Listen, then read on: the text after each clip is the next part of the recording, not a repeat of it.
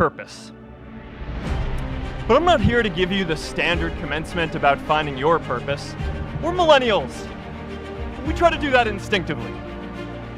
Instead, I'm here to tell you that finding your purpose isn't enough. The challenge for our generation is to create a world where everyone has a sense of purpose. One of my favorite stories is when JFK went to go visit the NASA Space Center, and he saw a janitor holding a broom, and he asked him what he was doing, and the janitor replied, "Mr. President, I'm helping put a man on the moon." Purpose is that feeling that you are a part of something bigger than yourself, that you are needed, and that you have something better ahead to work for. Purpose is what creates true happiness. And today, I want to talk about 3 ways that we can create a world where everyone has a sense of purpose. By taking on big, meaningful projects together. By redefining equality so everyone has the freedom to pursue their purpose. And by building community all across the world. First, let's take on big, meaningful projects.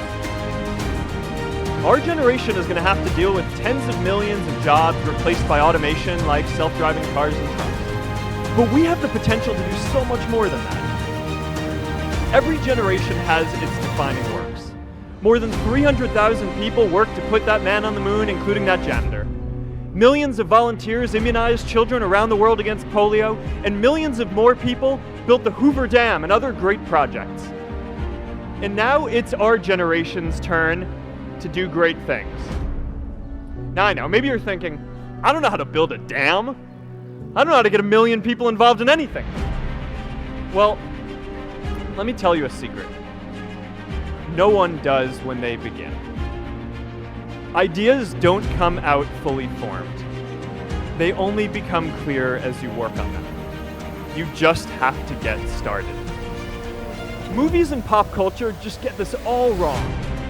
The idea of a single eureka moment is a dangerous lie.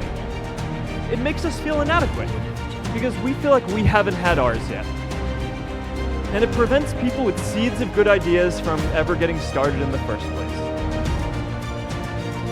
In our society, we often don't take on big things because we're so afraid of making mistakes that we ignore all the things wrong today if we do nothing.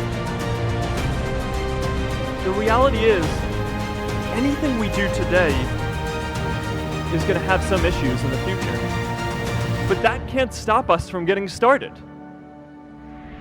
So what are we waiting for? It is time for our generation-defining great works.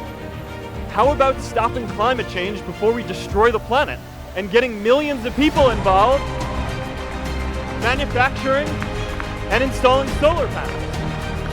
How about curing all diseases and getting people involved by asking volunteers to share their health data, track their health data, and share their genomes? These achievements are all within our reach. Let's do them all in a way that gives everyone in our society a role. Let's do big things, not just to create progress, but to create purpose. The second is redefining our idea of equality so everyone has the freedom to pursue their purpose. Now, many of our parents had stable jobs throughout their careers, but in our generation, we're all a little entrepreneurial, whether we're starting our own projects or finding our role in another one. And, that's great, because our culture of entrepreneurship is how we create so much progress. An entrepreneurial culture thrives when it is easy to try lots of new ideas. Facebook wasn't the first thing I built. I also built chat systems and games, study tools and music players, and I'm not alone. J.K. Rowling got rejected 12 times before she finally wrote and published Harry Potter. The greatest successes come from having the freedom to fail. Now, today, we have a level of wealth inequality that hurts everyone. When you don't have the freedom to take your idea and turn it into a historic enterprise, we all lose. And right now, today, our society is way over-indexed on rewarding people when they're successful, and we don't do nearly enough to make sure that everyone can take lots of different shots. Now let's face it, there is something wrong with our system when I can leave here and make billions of dollars in 10 years, while millions of students can't even afford to pay off their loans, let alone start a business. I know a lot of entrepreneurs, and I don't know a single person who gave up on starting a business because they were worried they might not make enough money. But I know too many people who haven't had the chance to pursue their dreams because they didn't have a cushion to fall back on if they failed. Every generation expands its definition of equality. Previous generations fought for the vote and civil rights. They had the New Deal and Great Society. And now it's time for our generation to define a new social contract.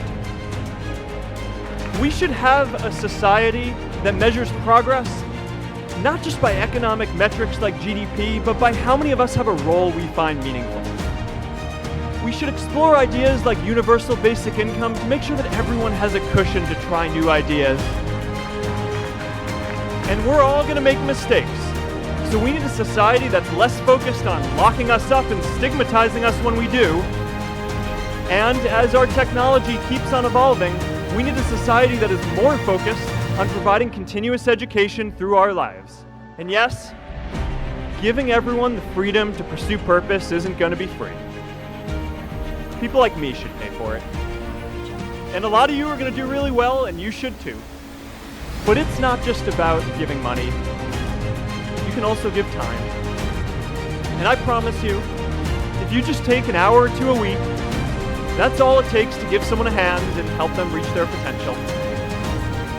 Now, maybe you're thinking, that's a lot of time. I'm not sure if I have that much time. I used to think that.